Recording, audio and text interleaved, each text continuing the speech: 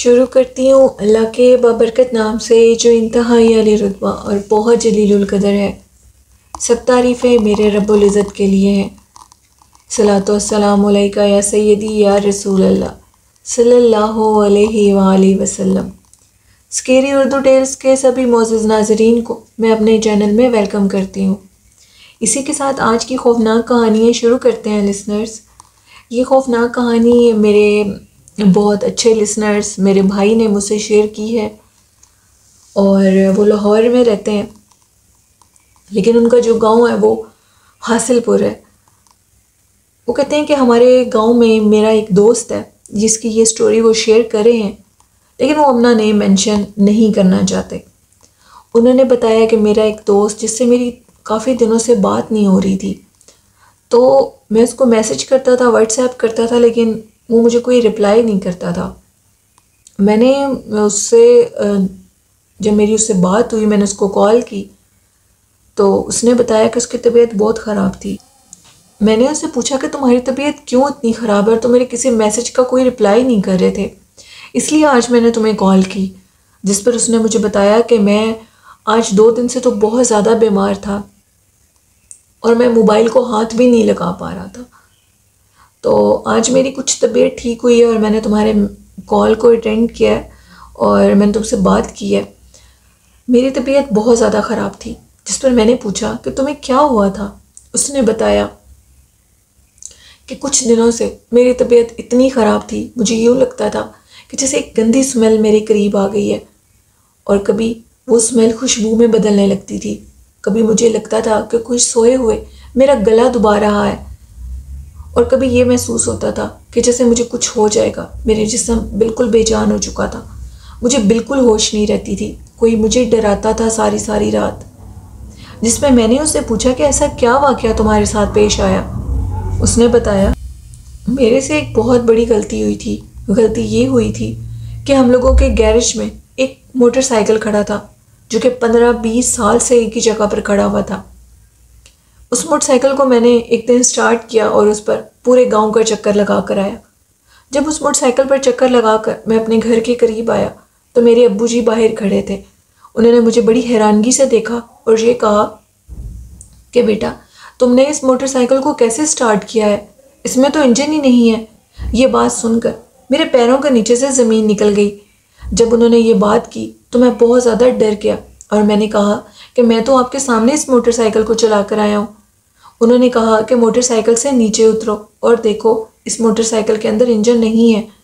ये बात सुनकर सबके रोंगटे खड़े हो गए और वो डरने लगे कि आखिर ये कैसे हो सकता है। उस दिन के बाद मैं पोजेस्ड हो गया, मेरे ऊपर किसी का साया आसेब हो गया। मैं ये नहीं जानता कि वो क्या मखलूक है, वो जिन है या चुड़ैल, लेकिन उस दिन के बाद मैं पोजेस्ड हूँ। रात सोया हुआ था और जब मेरी आँख खुली तो मैं कब्रिस्तान के अंदर था। मेरे घर वाले मुझे ढूंढते ढूंढते जब कब्रिस्तान तक आए तो वहाँ से बड़ी मुश्किल से मुझे घर लेकर गए। ये मेरी हालत कैसे हो रही है मुझे कुछ पता नहीं है, लेकिन ये सब कुछ उस बंद मोटरसाइकिल को चलाने के बाद ही मेरे साथ हुआ। शायद वो मोटरसाइकिल पोजेस्ड था। वो 15-20 साल से एक ही गैरेज में खड़ा, उसको कभी किसी ने इस्तेमाल नहीं किया था क्योंकि वो ख़राब मोटर बाइक था। न जाने मेरे जहन में क्या बात आई, मैंने उसको कैसे स्टार्ट किया, मैं ये सारी बात भूल चुका हूँ। सिर्फ इतना याद है कि मैंने उस मोटरसाइकिल को स्टार्ट किया और उसके बाद उस पर पूरे गांव का चक्कर लगाया। हालांकि मैं ये चीज़ जानता हूँ कि इसके अंदर इंजन मौजूद नहीं था, लेकिन वो जो भी मखलूक थी उसने मुझे बेखबर कर दिया और अब भी उसकी तबीयत बहुत ज़्यादा ख़राब है। और मेरे लिसनर्स के से ये मैं दरख्वास्त करती हूँ कि आप उस भाई के लिए ज़रूर दुआ मांगें, अल्लाह पाक उनको ज़िंदगी सेहत दे, आमीन। और जिस मेरे भाई ने ये स्टोरी शेयर की है उनका भी मैं बहुत शुक्रिया अदा करती हूँ और इसी तरह की खौफनाक कहानियाँ आप और भी शेयर करते रहें मेरे साथ। तो बढ़ते हैं आज की दूसरी खौफनाक कहानी की तरफ। ये खौफनाक कहानी मेरे साथ सरगोदा से इमरान ने शेयर की है। इमरान कहते हैं कि रेलवे स्टेशन पे कुछ दिन पहले हम लोगों के कुछ गेस्ट आने थे जो कि कराची से आ रहे थे। रात के टाइम उन्होंने इस रेलवे स्टेशन पे उतरना था और मुझे उनको रिसीव करना था। मैं उनको रिसीव करने के लिए तकरीबन 8 बजे उधर पहुंच चुका था। बस ने ट्रेन ने 8:45 बजे तक उधर पहुंच जाना था। वो कहते हैं कि बहुत सुनसान जगह थी, रश नहीं था, ना होने के बराबर था। मैं जैसे ही उधर पहुंचा तो मेरे साथ एक वाक़या पेश आया। मेरी गाड़ी के सामने मुझे अजीब से कुछ महसूस हुआ। महसूस इस तरह हुआ कि कोई बड़ी तेज़ी से भाग कर दूसरी तरफ गया है। मैं आपको ये बताऊं कि सरगोदा का रेलवे स्टेशन इंतहाई हॉन्टेड है। कोई इस चीज़ को माने ना माने, लेकिन मैं मानता हूँ। मैंने उस जगह पे बहुत सा असेब और बहुत सी कहानियाँ सुनी हैं और जिनको मैंने खुद भी देखा है। जिनमें सबसे बड़ी बात, उन गेस्ट को लेने के लिए जब मैं गया तो उधर कोई चीज़ थी। खैर वो गेस्ट आ गए, उनको लेकर मैं घर चला गया। जब मैं घर गया तो हम लोगों का जो घर है वो काफ़ी बड़ा है माशाल्लाह। हम लोगों का घर का थोड़ा सा मैं आपको बताना चाहता हूँ कि जो मेन दरवाज़ा है, उधर मेन दरवाजे से अंदर इंटर हों मेन डोर से, तो आगे गाड़ी खड़ी होती है मेरी। बहुत बड़ा सहन है जिसमें एक दरख्त है और उस सहन के आगे छोटे 2 दरवाजे लगे हैं और वो दरवाजे एक चाचू के घर की तरफ जाते हैं और एक हमारे घर की तरफ आगे अंदर की तरफ जाते हैं। मैं जब उन गेस्ट को छोड़कर तो उनके लिए खाने का इंतज़ाम करके खुद बाहर गाड़ी खड़ी करने के लिए आया कि मैं गाड़ी को गैरेज के अंदर, यानी वो जो सहन बना था उसके अंदर खड़ी करता हूँ, तो मुझे महसूस हुआ कि जो हम लोगों का आगे दरवाज़ा है जो कि चाचू और हमारे घर के सेंटर में है अंदर, उस दरवाजे के पास कोई नीचे ज़मीन पर बैठा हुआ है। इतनी सर्दी में नीचे ज़मीन पर कौन बैठेगा? मेरा भाई भी नहीं था और भी कोई नहीं था। उसने मुझे ये महसूस हुआ था जैसे चादर ओढ़ी हो। मैंने अब गाड़ी खड़ी करने के दौरान भी मुझे लगा कि शायद ठंड की वजह से कोई मेरा दिमाग इस तरह हुआ पड़ा, मुझे चीज़ सही से नज़र नहीं आ रही। मैंने फिर उसको गौर से देखा। उसको गौर पे देखने से मुझे पता लगा कि वहाँ अभी तक कोई बैठा हुआ है। अब मैंने गाड़ी खड़ी की और मैंने अपने मोबाइल की टॉर्च ऑन की और उस सिमत चल पड़ा।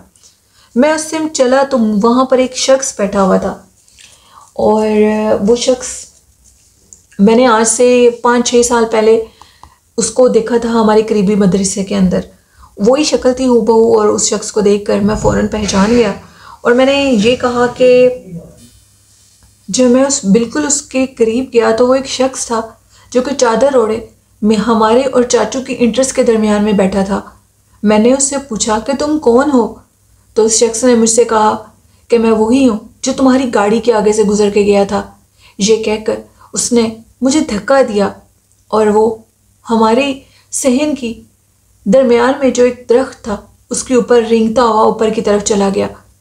ये मंजर मेरे देखते देखते ही पेश आया। आपके लिसनर्स ये सोच रहे होंगे कि शायद ये झूठ है। ये बिल्कुल सच है। ये वाक़या मेरे साथ पेश आया। मैंने इस वाक़े को बाकायदा तौर पर अपनी आंखों से देखा। ये पलक झपकते ही मेरे सामने पेश आया और मेरे देखते देखते ही चंद ही सेकंड में वो गायब हो गया। मैंने अपने असाब पर बहुत काबू रखा। सुबह हुई तो मैं मदरसे में जो मौलवी साहब थे उनके पास गया और उनको सारी बात बताई और उनसे ये कहा कि ये वाक़या रात को मेरे साथ पेश आया और उस शख्स की शक्ल भी हूबहू वैसे थी जो शख्स आपके पास कभी पहले इधर नौकरी करता था, देखभाल करता था मदरसे की। उन्होंने कहा कि वो एक जिन था और वो जिन जो कि तुम्हें नज़र आया था वो हमारे ही मदरसे का जिन है जो कि तुम्हारे ताक़ुब में तुम्हारे पीछे गया था। यूँ मानो कि वो तुम्हारी हिफाजत के लिए गया था। वो तुम्हें कोई नुकसान नहीं देना चाहता था। सिर्फ उससे गलती ये हुई कि वो तुम पर वाज़िया हो गया, इस वजह से वो तुम्हें नज़र आया। ये बात सुनकर मुझे थोड़ा इत्मीनान हुआ और उसके बाद कई दफ़ा मैंने उस शख्स को अपने उसी सहन और दरवाजे के दरमियान में देखा और फिर वो गायब हो जाता है। ये वाक़या था इमरान का जो कि उन्होंने सरगोदा से शेयर किया। बढ़ते हैं आज की लास्ट खौफनाक कहानी की तरफ। ये कहानी मेरे साथ रिफत ने शेयर की है। रिफत कहती हैं कि मैं आपके साथ एक खौफनाक वाक़या शेयर करना चाहती हूँ। वाक़या कुछ इस तरह है कि हम लोग जिस घर में रहते थे उस घर में जिन्नात थे और हुआ मेरे साथ कुछ इस तरह कि मेरे कानों में सोने की बालियाँ थीं और एक दिन ये हुआ कि मैं रात को सोई, सुबह उठी तो मेरे कान में सोने की बाली नहीं थी। मैं बहुत परेशान हो गई और मुझे डर लग रहा था कि मेरे हस्बैंड मुझे बहुत डांटेंगे, तो मैं उनको क्या जवाब दूंगी कि आखिर वो सोने की बाली किधर गई है। मैंने सारे घर में उसको ढूंढा, उसको तलाश किया, अपने बिस्तर पे, अपने सरहाने के पिलो के कवर के नीचे, अंदर सब कुछ छान मारा, लेकिन वो बाली मिलने का नाम ही नहीं ले रही थी। अब मुझे पता था कि उन्होंने मुझसे पूछना है। मैंने सर के ऊपर अच्छी तरह दुपट्टा कर लिया। मेरे हस्बैंड मेरी हर चीज़ पर नज़र रखते थे, तो मैंने अब उनको बता तो कुछ सकती नहीं थी, डरी हुई थी बहुत ज़्यादा। तो मैं उनके काम पर जाने के बाद छत पर ऊपर जाकर बैठ गई। सर्दियाँ थी, धूप में बैठ गई।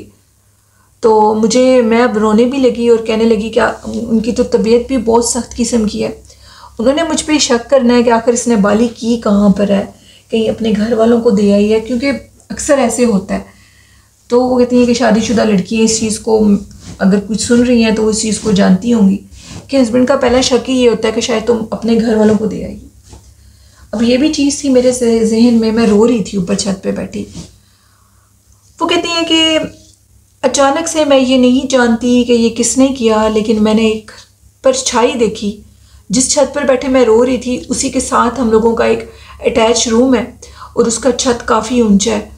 तो उधर ऊपर मुझे एक परछाई नज़र आई और परछाई नज़र आने के बाद वहाँ पर ऊपर किसी ने कोई चीज़ नीचे फेंकी उस छत से नीचे। अब मैं ये देख रही हूँ और मुझे नीचे गिरने की किसी चीज़ की आवाज़ भी आई है। मैंने वो आवाज़ बाकायदा तौर पर सुनी है। तो मैं रो रही हूँ। मैंने इस चीज़ को इग्नोर कर दिया, अपना वहम समझा और रो रही हूँ। तो मुझे अचानक से मेरे दिल में किसी ने ये कहा कि तुम उठकर देखो गिरा क्या है। मैं फिर भी इग्नोर कर रही हूँ। अब मुझे कोई चीज़ फोर्सफुली इस चीज़ को कह रही थी कि उठो और देखो नीचे क्या गिरा है, ऊपर से जो भी गिरा है। अब वो फोर्सफुली जो भी चीज़ मुझे फोर्स कर रही थी, मैं उठी और मैंने उठकर बहुत भारी कदमों से उसे देखने की कोशिश की, जो कि मेरा दिल नहीं था। उसको देखा और देखने के बाद मैं इतनी हैरान थी और सरप्राइज थी कि आखिर मेरी सोने की बाली किसने नीचे फेंकी, वो भी छत से नीचे फेंकी। मैं ये जानती थी कि हमारे घर में एक बोने जिन का बसेरा है, लेकिन मैंने जब ये वाक़या अपनी नानों से शेयर किया और अपनी अम्मी से शेयर किया तो उन्होंने मुझे कहा कि हो ना हो ये उसी जिन ने या तो तुमसे शरारत की थी या तुम्हारी बाली उसने जैसे भी ढूंढी और ढूंढ कर तुम्हें दी, क्योंकि तुम रो रही थी और उसने तुम्हारी मदद की। मेरा उस दिन के बाद इन चीज़ों से मतलब लोग कहते हैं कि ये चीज़ें डराती हैं, बिल्कुल डराती होंगी, लेकिन मेरा उस दिन के बाद इन चीज़ों से मुझे डर नहीं लगता। मैं ये समझती हूँ कि ये चीज़ें भी दोस्त होती हैं, ये सब चीज़ें नुकसान पहुँचाने वाली नहीं होती। ज़रूरी नहीं है कि सभी नुकसान पहुँचाएँ। तो आई डोंट बिलीव कि ये चीज़ें नुकसान पहुँचाती होंगी किसी को। और ये मेरी कहानी थी, रिफ़त की कहानी थी, जो कि उन्होंने शेयर की। वो कहती हैं कि जिन्नात से बिल्कुल भी ना डरें। मेरा ये यकीन है कि वो किसी को कोई तकलीफ़ नहीं देते जब तक हम उनको तकलीफ़ ना दें। तो ये भी आपका एक अच्छा यकीन है। बेशक अल्लाह की मखलूक ऐसी होती है कि उनको तंग ना किया जाए, तो वो भी आपको तंग नहीं करती। तो ये थी आज की खौफनाक कहानी है लिसनर्स। मेरे लिसनर्स को कैसी लगी, अपना फ़ीडबैक मुझे ज़रूर दीजिएगा। और आखिर में ये कहना चाहूँगी कि मेरे इस चैनल को सपोर्ट करें, चैनल को सब्सक्राइब करें और इस तरह की और खौफनाक कहानियाँ ज़रूर शेयर करें। और मेरे वो लिसनर जिन्होंने नाना जी की कहानियाँ शेयर की, उन्होंने मुझे कल मेल की थी और ये कहा था कि इस फ्राइडे यानी कल वो ज़रूर जाएंगे मामू के घर और भी कहानियाँ मेरे साथ शेयर करने की कोशिश करेंगे। और वो ये चाहते हैं कि मैं आपके लिसनर से ये पूछना चाहता हूँ कि उनको ये कहानियाँ अच्छी लगी हैं या नहीं। अगर उनको ये कहानियाँ अच्छी लगी हैं तो मैं उन कहानियों को सर्च करने की कोशिश करूँगा और आपके लिसनर्स तक लेकर आऊँगा। तो आप सब लोगों ने उनकी स्टोरी के मुतालिक आप लोगों ने बताना है कि नाना जी के और भी दिलचस्प खौफनाक वाक़यात क्या आप सुनना चाहते हैं।